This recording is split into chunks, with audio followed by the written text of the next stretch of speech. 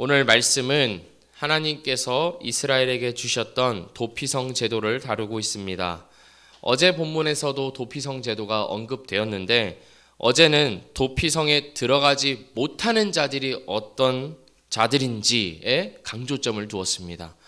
곧 고의로 사람을 죽인 자들입니다. 쇠붙이, 돌, 연장으로 사람을 죽였거나 밀치거나 무엇을 던지거나 주먹으로 쳐서 사람을 죽게 한 자들은 살인자로 규정하고 그들도 반드시 죽일 것을 말씀하셨습니다.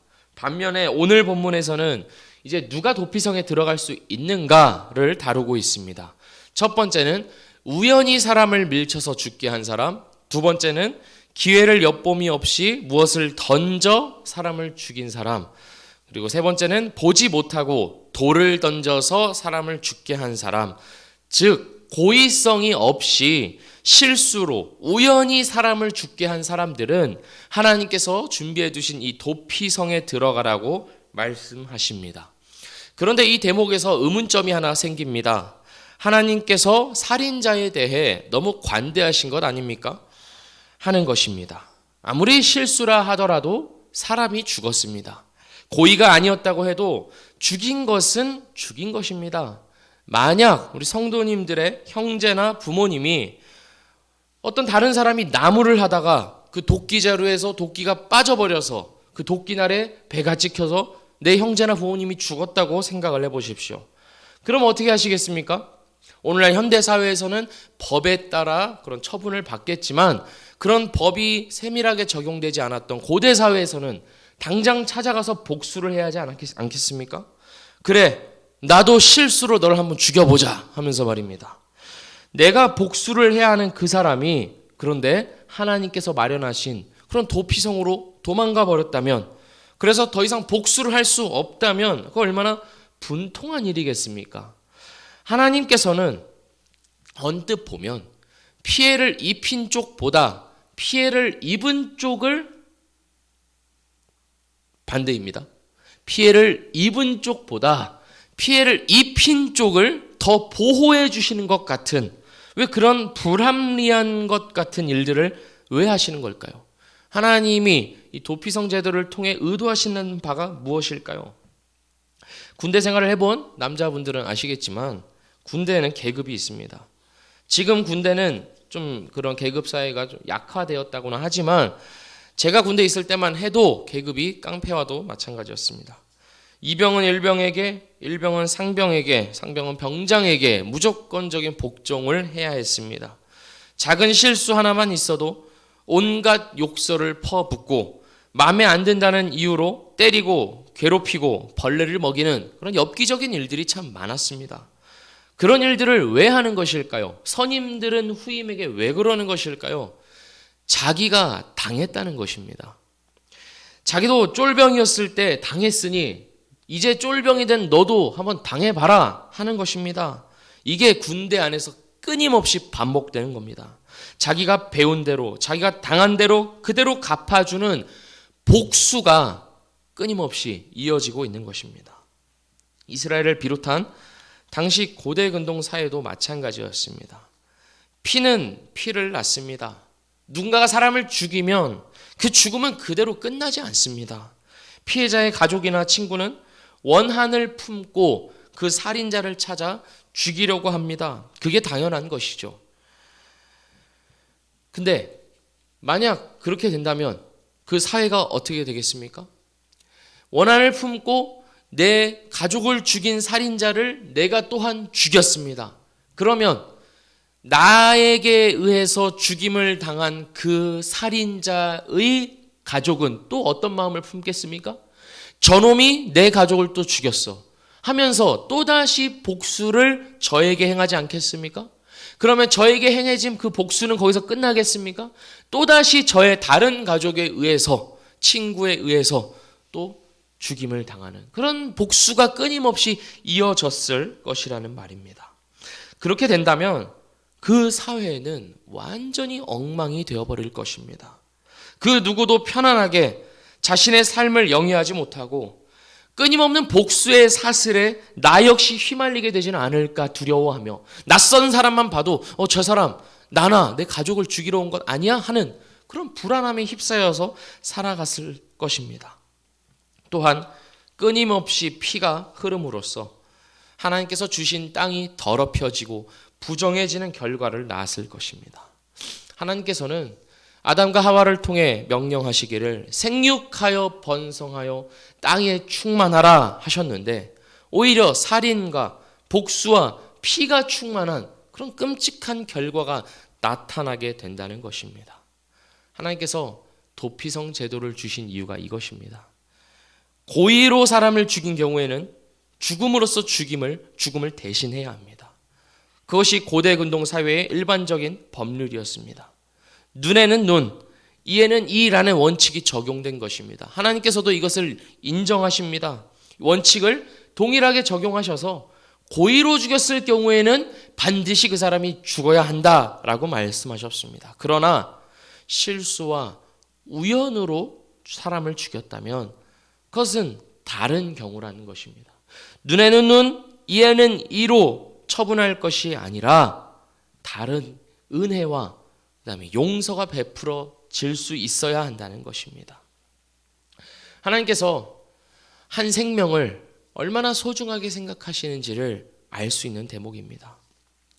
고의로 사람을 죽인 자는 그 역시 죽이라고 말씀하심으로써 그 누구도 함부로 다른 사람의 생명을 취하지 아니하도록 그 살인을 막고자 하십니다.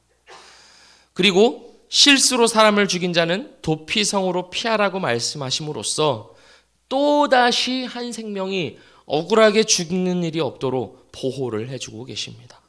이렇게 함으로써 하나님은 이스라엘 공동체를 세상 나라와는 다른 하나님의 공의와 사랑이 충만한 나라가 되도록 의도하신 겁니다.